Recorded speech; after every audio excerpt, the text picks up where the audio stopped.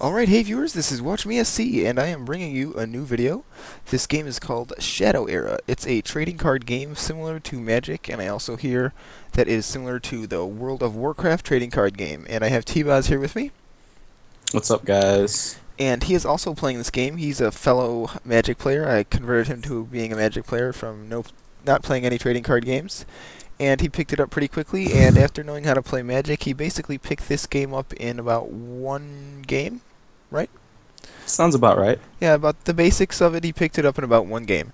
So me and him both enjoy this game a lot. It's really fun. It's you can play it 100% for free, but you are going to be at a little bit of a disadvantage if you play for free.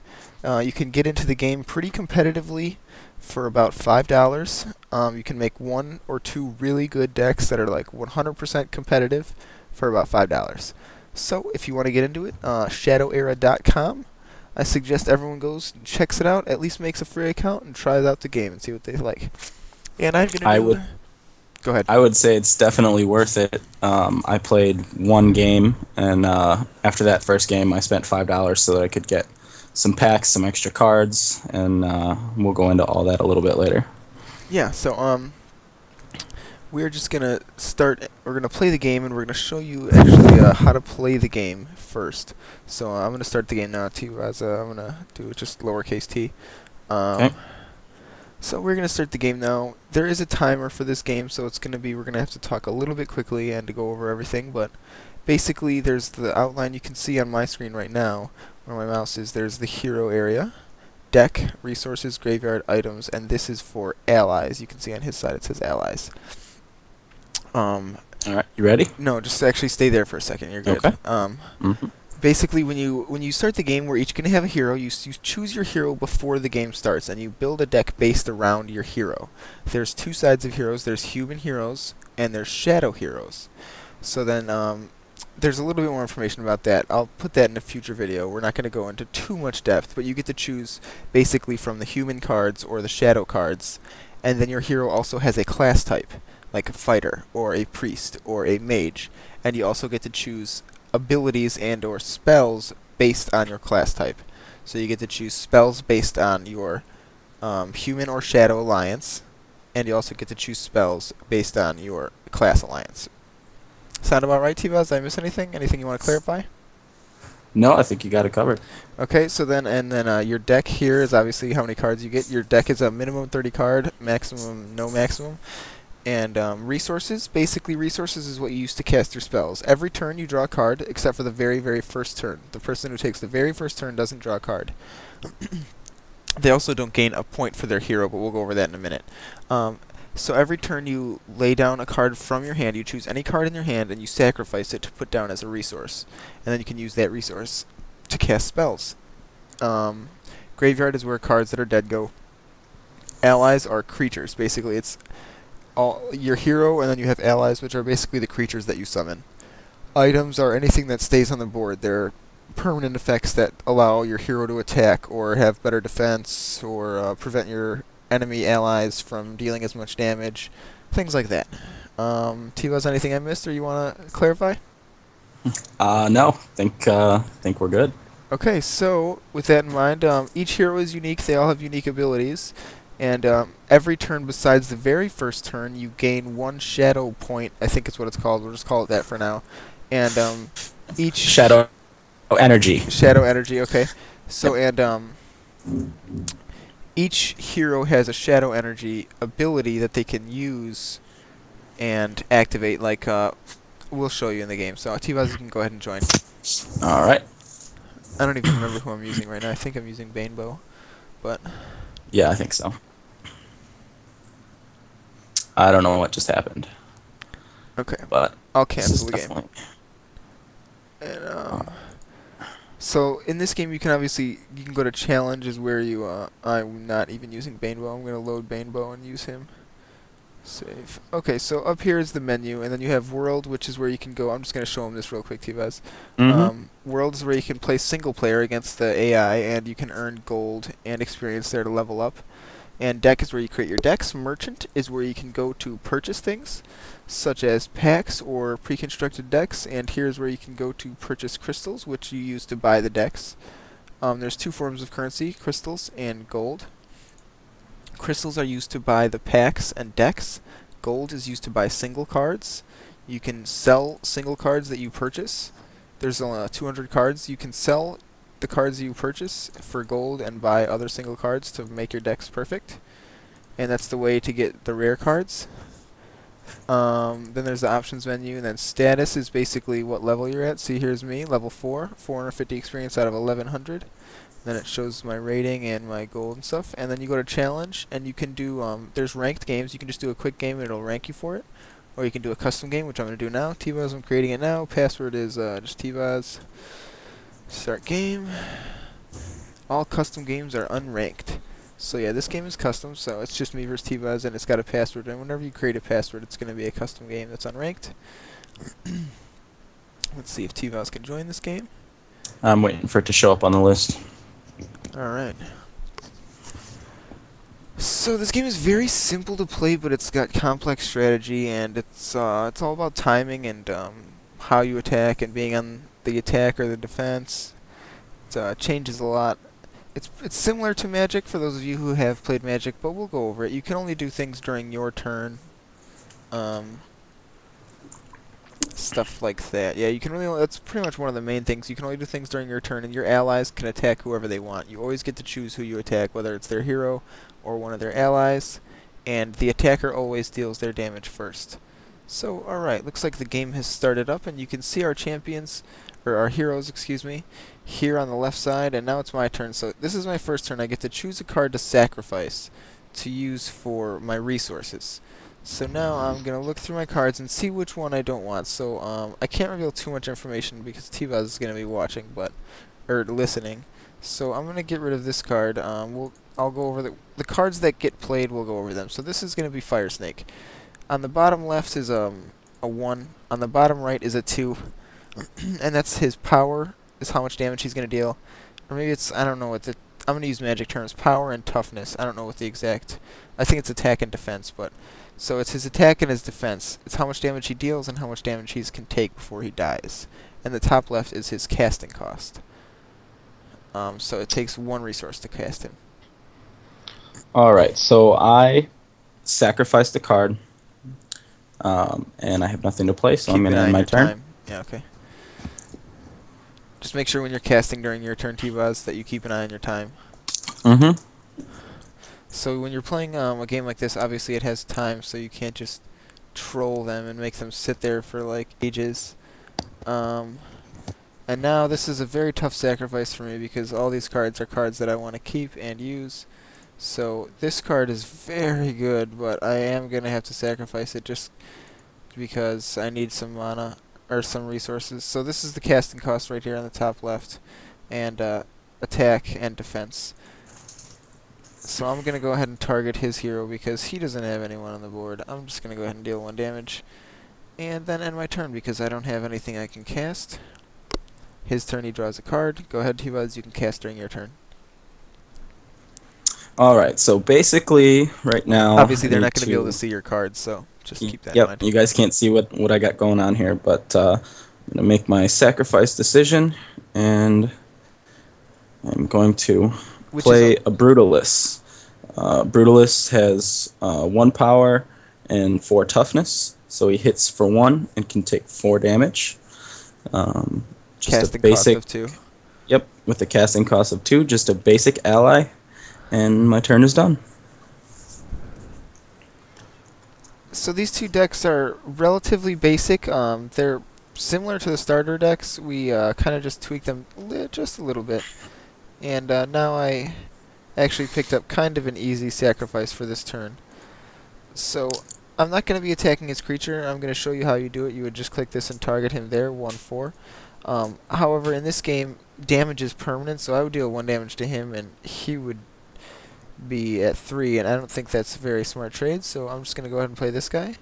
And since it's being played, it says target ally is stoned and cannot defend until their next turn. I'm going to end my turn. Actually, I'm going to wait like 10 seconds or 15 so I can explain this. Basically, when you attack an enemy, an ally, when an ally attacks an ally, if the ally is not killed in 1 shot, the ally retaliates, dealing their damage back. This card, target ally is stoned and cannot defend until the end of your turn. basically I'm allowed to attack one of his allies, and they are not allowed to retaliate against me. So it's a pretty good ability.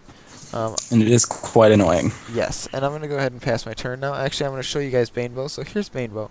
I got 20 seconds left. So the flaming arrow deals 2 damage to up to 2 different targets. See, I gain one of these shadow... What are they called, Tivas? It's called a shadow energy. Shadow energy. Okay, so I get one every turn, and I'm allowed to use this ability once per turn. You have no limit on their maximum shadow energy stored, so if it goes 20 turns and you haven't used it at all, you can store up 20, but you can only use the ability once per turn. Go ahead, T-Bus. Alright, so check board position here. He's got 2 guys out. Let's see. Okay. And I'm going to show you guys my hero in a second here as soon as I figure out what I'm playing. So let's see. I'll sacrifice that.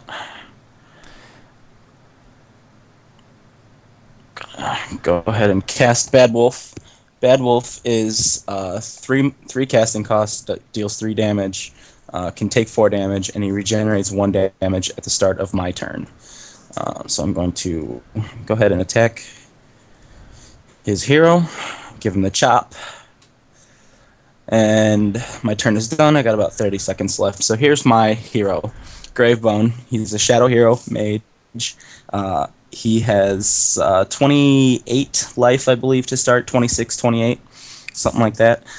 His shadow ability is 2 shadow points, 2 shadow energy, and he can return the last friendly ally killed back to your hand. So as soon as he gets a chance to kill one of my guys, I can return him right back to my hand using his shadow ability.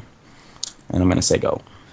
Yes, which is quite annoying, and a lot of the heroes generate card advantage, and that's just one way that his hero generates card advantage, and it's quite significant, and he's able to really... That makes a big difference. He gets his creatures back a lot, and yeah, it's good. It's good stuff. It's great when you could see that the heroes have such synergy with the cards that come with them. It seems to be a fairly well thought out and well designed game so far. And as it is, I've been playing it for a day and a half. So that's my conclusion at this point. Yeah, I think it's a great game. It's really fun. It's pretty balanced, I think. There's a lot of viable strategies. Here I'm kind of taking my turn quickly. I attacked his 2... I used my Banebow ability to deal 2 damage to his Bad Wolf, so it was at 3-2, and then 2 damage to his hero. And then I used my 3-4 to attack his Bad Wolf and killed it because I attacked first. And then I used my 1-2 to attack his hero, just weakening him a little bit. Then I'm going to cast this spell. This is an armor. Basically, casts 4 casting costs. It has 4 toughness, so every time he attacks me, it's going to block 1 damage. 4 times in a row, it's going to block 1 damage. Bottom right is how much it's going to block. Bottom left is how many times it's going to block that. Durability and defense. So when a friendly ally dies, I get to draw a card. So if he kills any of my creatures, I get to draw a card. So that's basically card advantage as well. And it helps keep my hero alive. Go ahead, T-Buzz. Alright, so I got my sacrifice stage coming up here. Tough choice, but it's got to be done. So let's see. He's got... I just want to say real quick to interrupt. Sacrifice stage is one of the times that really shows how much you know about the game. I'm not going to say I'm doing it right or he's doing it wrong. I don't even know what he's doing. But what you sacrifice and when you sacrifice it makes a huge impact on the game. So he's going to go ahead and cast Fireball and kill my creature. You can go ahead and commentate this, T-Buzz. Alright, so what I did was I used the Fireball, as he just said, killed his creature, deals 4 damage. That's a 3 casting cost spell. Now I'm going to go ahead and use my Gravebone ability, bring back my last ally that was killed in combat. That was my Bad Wolf. And I'm going to go ahead and attack his Banebow. The damage isn't going to get through, but it's going to take 1 point down on that ticker for his Wrath of the Forest. Yep. And I'm going to say go. It's always good to get damage like that through because it's very good. I'm going to go ahead and sacrifice this because this is a card I don't want to use right now. This is usually used early game to kill other creatures. So now I'm just going to go ahead and beat in here. And now, see, he has 4 cards in his hand. So that's not good for me. I know one of those is the Bad Wolf. So I need to keep that in mind. I'm going to go ahead and play this guy with that in mind. And this guy has an ability where if you pay 3 mana and you haven't attacked with him, or 3 resources, excuse me. If you pay 3 resources and you haven't attacked with him yet, and he's not exhausted. This is exhausted. When you attack with them and they're exhausted, they can't defend. So he's exhausted. And if you use the ability, it deals 4 damage to a target. Anything on the board, and you can use that and then attack with him, and it makes him a very potent attacker. Yes, he's quite good. He's probably one of my favorite allies at this point, if you can get him out. Yeah, five resources is a lot, and especially like when you get to this point and you can start casting things, it's hard to get rid of things in your hand. But you can usually find something. It's usually worth it to get that guy out. He's just such a strong ally. So that's what I'm going to do. I'm going to take him out with another fireball. He's got 1 hit point left, at which point I'm going to hit him with my Brutalist. Yeah. Get rid of that bad boy as quickly as possible. That's a great way to use low power creatures to take out bigger ones, is to combine spells like that. And it really works well. And that's how the Banebow deck works, using the 2 damage and then the Fire Snake and the Brutalist to get the damage just stacking up there on them. So now I have 5 resources, and I don't really want to sacrifice any of these, but at some point I want to be casting some more things, so I think I'm going to sacrifice something here. Now I'm just going to go ahead and attack this guy, because I got a plan for him. Yeah. I got a plan for that one. I am going to...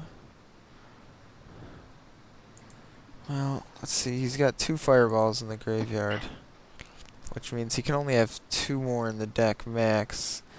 He could have those in his hand, though. I need to try to take an advantage here, and I'm going to use that card to do it. I'm going to pass my turn.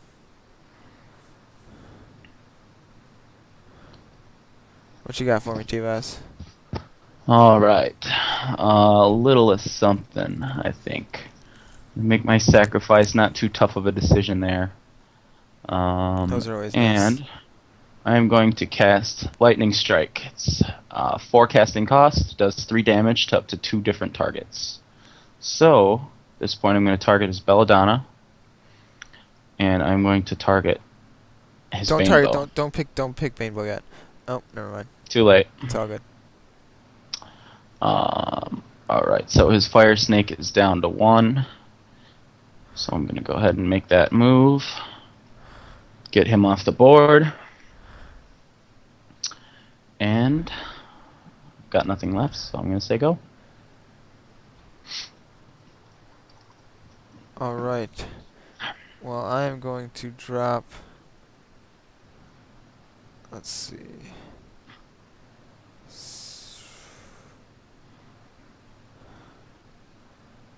this card, I think.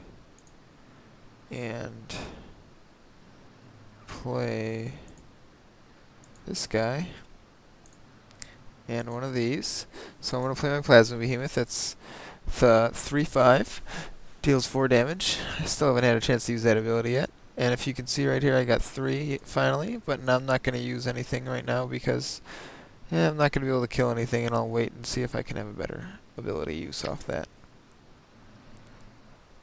Alright, so I think the best move is to skip my sacrifice phase since I don't want to get rid of anything here. And I am going to cast... Move your mic away from your mouth a little bit, or up or down or something. Okay, is You're that better? Yeah, that's good. You were popping a little bit. Okay. So I cast Shriek of Vengeance. It's 1 casting cost, target item is destroyed, and you lose 1 resource.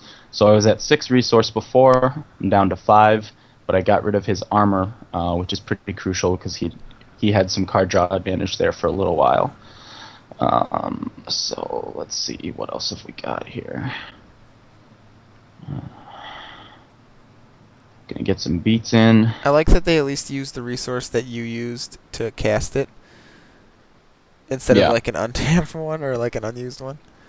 Right. That would be hilarious. Alright, so I'm gonna play my Belladonna. She's the 4/2. When she enters play, I draw a card. So I picked up a card, and that card is fantastic, by the way. In case anyone is wondering, that card is fantastic.